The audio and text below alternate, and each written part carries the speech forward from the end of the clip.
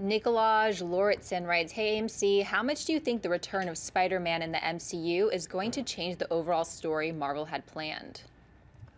I hope not too much. I mean, if you've got a plan and you know your story arc, then the addition of a character or two here or there you should be able to do that with the right screenwriters. I hope it doesn't change their direction too much.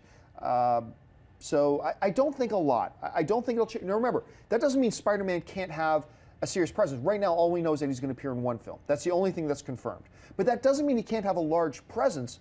But just because you introduce a character with a large presence, that doesn't mean you have to change the course of your story. You just find a way to fit him into that story. So I'm going to go ahead and just guess, that's a pure word here, guess, that it's not going to change their plans all that much. Anyway, Christian. I'm guessing as well too, but I actually think that they are altering it a lot because from the rumors, pure rumors with that they always had two scripts for Civil War.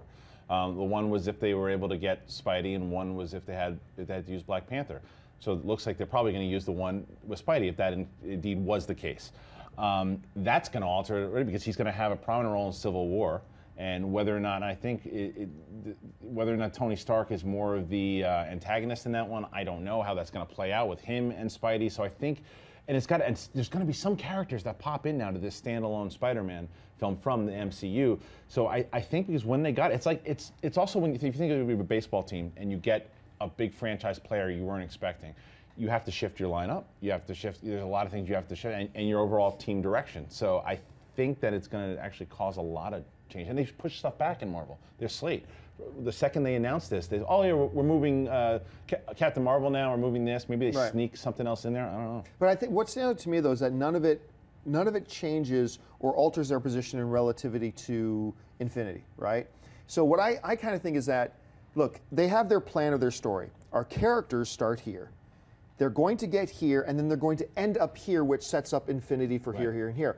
Now, I think what the only changes we're going to see is, okay, now instead of playing this role within the team, instead of it being Black Panther, it's going to be Spider-Man who plays that role. But it's still going to be our characters start here, they move here, they end here to set up Infinity. Or they blow it all up into something completely different. No, I think it's what you're talking about. I think it's where they just took out Black Panther and put in Spider-Man. They make some changes. I'm guessing if there were two scripts, that the scripts were pretty similar, and they just integrated the different characters. Sure. And like you said, I think they already have a plan, and that's why probably Black Panther got pushed back, because they probably all that stuff that happened to him in Civil War now didn't happen to him, so they're going to change that up. All right, what's next? Billy Rock writes, "What is your favorite animal and human relationship in film?" Mine is Babe and James Cromwell and Babe. That is an awesome one. That's a great one. For me, it's gonna have to. There's an emotional reason for this because it's my dad's all-time favorite movie. But I adore it. Old Yeller and his Old Yeller and his boy. Yeah. That to me, oh man, seriously, that's one of those movies where there's 4 or 5 movies in history. You don't cry at the end. Yeah. There's something just empirically wrong with you. I mean, the end of Old Yeller is just so amazing. So that would be mine. I guess Han and Chewie doesn't count, right? I'd say Turner and Hooch. That's a good one. Because Tom Hanks in that movie just does not want a dog, and I've known people like that and get the dog. I don't need this dog. And next thing, they're just the best of buds, and it works out, and it really is. It was a good buddy cop movie with the guy and the dog. I mean, I had to think long and hard about which one's my favorite, but the only one that really comes to the top of my head is the animated version of Charlotte's Web. Oh, yeah. All right, what's next? DJ writes, "What are some books that you would want to see made into a movie or trilogies?" This comes up every once in a while, and it's always a good one. The one I always default to is Shogun by James Clavell. Now, Shogun was done as a miniseries back in the 80s, I believe, and the dude who played Sala in the Indiana Jones franchise, he was one of the lead characters there. Shogun is awesome. It's just incredible, and I think it is ripe for not just a film, but I think you could do a trilogy with Shogun, and I think it has all the elements that would be commercially successful too. Going back to feudal Japan, the action in it, the intrigue, the drama of it, I think it would work really well. So I would love to see Shogun. Christian? I have to think about it a little bit more too, because there's a lot as far as trilogies go, and I don't know, Dennis pass. Think about it. I mean, before Lord of the Rings, I thought that franchise that the Black Cauldron was part of, the Lloyd Alexander's The Chronicles of Pryden, like that series, they probably ripped off a lot of the stuff from Lord of the Rings, but I thought that would have been a good movie trilogy. All right, last one. Jack Cousins writes, what is your favorite guilty pleasure sports movie? Oh, well, I mean, Ashley and I talked about this on Mailbag not so long ago. Best of the best. Oh, it's a good one. James Earl Jones, Eric Roberts, Dehan, that movie gives me chills. If in case you didn't see it on Mailbag, I talked about this. The ending of this movie is one of the best guy moments in the history of film.